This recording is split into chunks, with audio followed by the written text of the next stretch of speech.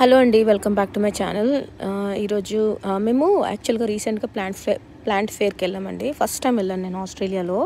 ఎలా ఉంటుందో చూద్దామని చెప్పేసి చూస్తే అసలు ఎన్ని వెరైటీస్ ఆఫ్ ప్లాంట్స్ అండి. అసలు చాలా చాలా ప్లాంట్స్ ఉన్నాయి. అంటే హార్డీ ప్లాంట్స్ నుంచి sensitive plants, indoor plants, fruit plants, అసలు దొరకని ప్లాంట్ అనేది లేదనమాట. Tropical, sub tropical, temperate, cold క్లైమేట్స్కి, తర్వాత రీజనల్ అంటే ఇక్కడ మాత్రమే పెరిగే మొక్కలు, అంటే ఆస్ట్రేలియాలో మాత్రమే నేటివ్స్.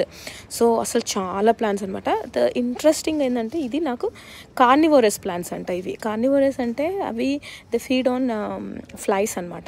సో చూడండి, ఇప్పుడు ఇలా ఓపెన్ చేసినట్టుంది కదా, అది దాంట్లోకి ఏదన్నా పురుగు వెళ్ళినప్పుడు అవి క్లోజ్ చేసేసుకుంటాయి. అవి వాటిని అవే వాటికి ఆహారం అనమాట. It's like A spider web ఉంటే మనకి స్పైడర్ వెబ్ కి అతుక్కుపోతే స్పైడర్ ఎలా ఫీడ్ చేసుకుంటుందో, సో అలానే ఈ మొక్కలు అలా చేసుకుంటాయి. అంటే ఇవన్నీ అలాంటి మొక్కలే, ఫ్లై ట్రాప్స్ మొక్కలు అనమాట. అసలు డిఫరెంట్ షేప్స్ ఉన్నాయండి. చాలా వెరైటీగా అనిపించింది చూస్తే.